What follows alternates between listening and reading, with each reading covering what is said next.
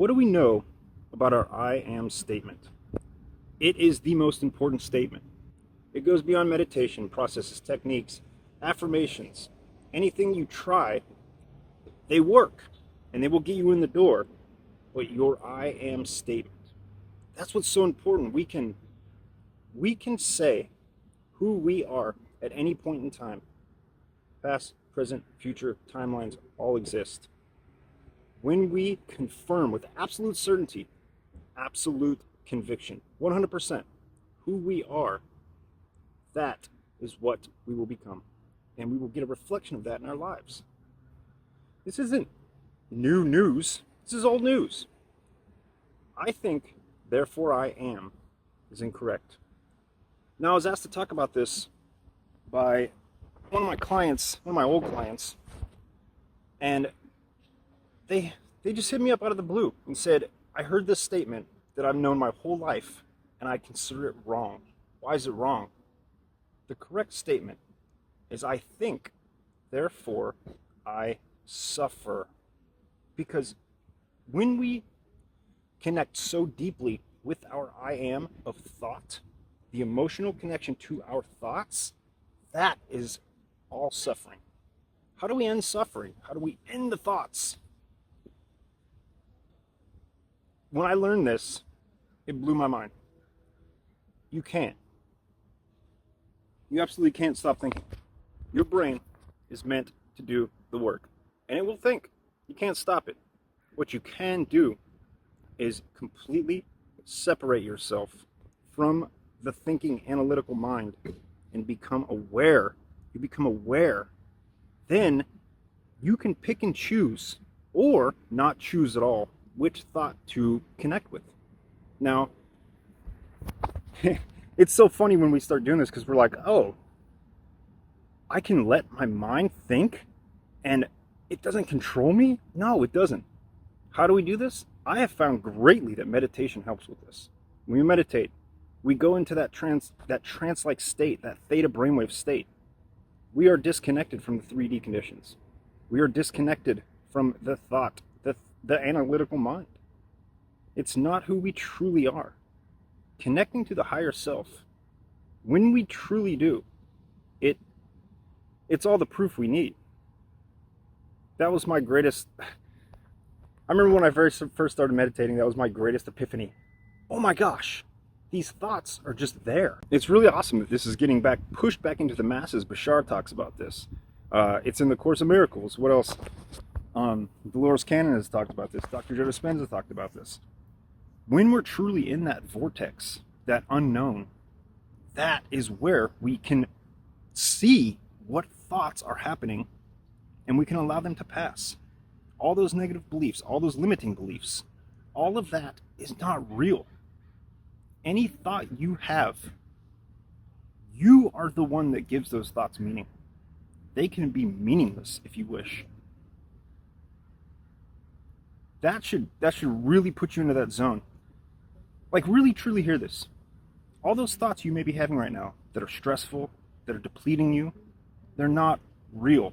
You are allowing them, with the meaning you are projecting towards them, to become a part of your 3D reality. You can choose just as easily to not. How do we do this? The best way I found is through meditation. The best way I've absolutely found 100% is through meditation. A lot of us use meditation as a stress relief, reduce anxiety, get better sleep, be more productive, set intentions for the day. I can't tell you how awesome that is, but still, we're not really over the hump of what meditation provides for us. When we can get into that zone, it follows us in this 3D realm. What 5D reality, 5 dimensions, it really means that we become aware of past, present, future timelines all at once. And the truth of the matter is they all exist right now anyway. You are infinite. If we've ever experienced any sort of trauma or, I don't want to get too deep, any sort of trauma, the meaning that we put on that trauma delegates our lives. It is meaningless. All experiences are meaningless until we give them meaning. One of my favorite quotes from one of my favorite artists, he's a Polish artist, his name is Yitzhak Beksinski. Very great work, very dark, very good oil painting. He has a quote that says, "Meaning is meaningless." And I've always loved that because nothing has meaning until we give it meaning. The color of the grass, the color of the sky, the taste of food. Those are meanings that we give things when they're truly just nothing. If we are surrounded in a vibrational world, everything is vibrating. We are tuned into certain frequencies that allow us to be active and do things in this 3D conditions. Why do we feel so connected with it? It's because of all the meaning, all of the connection to the thoughts that we have, that we truly believe that they're real. Oh my gosh. The only way to put it is you have to be courageous and step into that uncertain feeling when you are meditating. That's where most people stop, because here's the common complaints I hear. My thoughts take over. That one time 20 years ago won't stop popping up. So they quit. Instead of sitting in that, allowing it to be felt fully, therefore let go. Because that's how you let go of things. You have to sit with it in a non-judgmental, neutral awareness that meditation provides us, and allow it to be. Allow it to really rise up fully. That is letting go. That is it. That's how you do it. And a lot of people stop there because it really takes stepping into that uncertain feeling and being truly courageous within ourselves. And what really helps us with this is, I think, therefore I suffer. When we think of it that way, to me it's easy. It's a no-brainer. All those thoughts and all those things happening in there, they're allowed to happen. It's okay that they're happening. My path, your path, is to simply allow them to be. Now, say you're not meditating and there are things in your life that are ruling you. Doubt, fear, that's a big one. You can allow it. You can allow it to happen, and you can allow it to delegate your whole life, attract things into your life that you do not want. And the more this happens, maybe you'll get a kick in the ass and realize that it's all you're doing. You have made that happen regardless of if you believe in all this or not. You're truly a vibrational creature. If things in your life are not going as they seem, you have all of the power to change that. Now that's a whole nother video when we talk about completely denying 3D conditions. When we completely deny and just do away with 3D conditions, completely deny it, it feels wrong. But doesn't it also feel wrong when you're in low vibrational states of being and you say, go to script, and you script, I am a healthy, happy person, and I attract goodness and positive things into my life.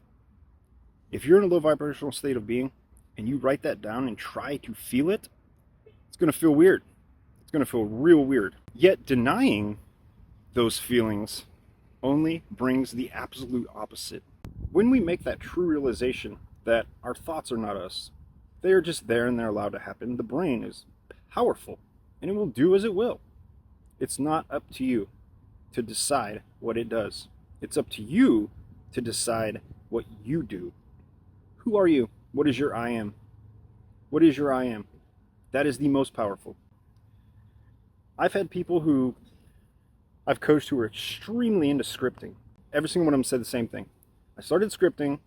They did the 369 method, which is, write down your I am statement 3 times in the morning, 6 times in the afternoon, and 9 times at night before bed. There's that. They wrote it 20 times a day, all that stuff. And they all said that they got sick of writing it because they somehow just knew that the writing of it was just a conduit to the feeling. They knew that if they just focused on that feeling, that's all they needed. You didn't have to write it at all. and their manifestations truly happen. That blew my mind. I was like, well, that's correct. But as a beginner, when you're first starting to get into meditating and you're on your spiritual journey, maybe you've gone through and come out the other end bright as a freaking sunlight, bright as sunlight, excuse me, through your dark night of the soul. And for these folks to just simply manifest as just master manifestors right out of the blue, that should show you, it sure proved to me over and over again, your I am statement, the feeling that you provide within consistently is what you will experience. That's it. I remember when I was younger, I had so much just fear and doubt within myself. I had so little self-esteem. And as I started to grow, I started to realize that I was false. I was putting on some show of trying to be this or trying to be that to prove myself to these other people that were in low vibrational states of being. And I thought it was okay because I was there with them. When I started to rise up, when I started to really separate myself, you know, you grow up and you realize things. And now that I look back, I realize that all of those bad things, all of those things that happened to me, they happened for me, but were also of my doing. And I heard Bashar talk about this a lot. We chose to come here. Our souls chose this path because Earth is the ultimate proving ground.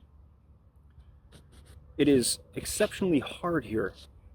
And if you can make it and prove yourself and relieve yourself of these 3D conditions, elevate to higher levels of consciousness, higher vibrational states of being, you prove that it can be done, and it gives hope to other cultures, other civilizations in the universe.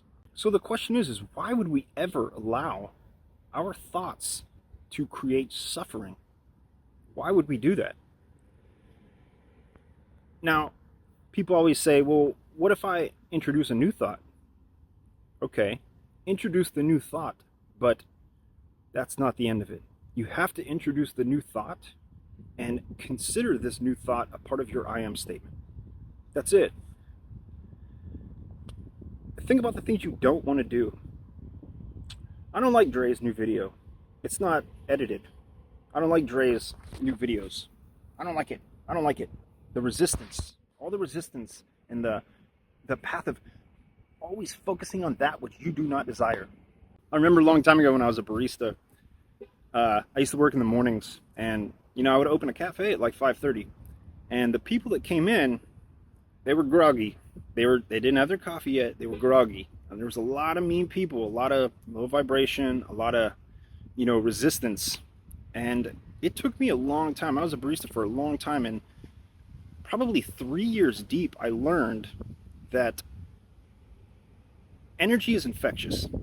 If they come up to me and they are just deep down in the muck, it doesn't matter because I have to rise above. I maintain my level of light and it sheds light on them.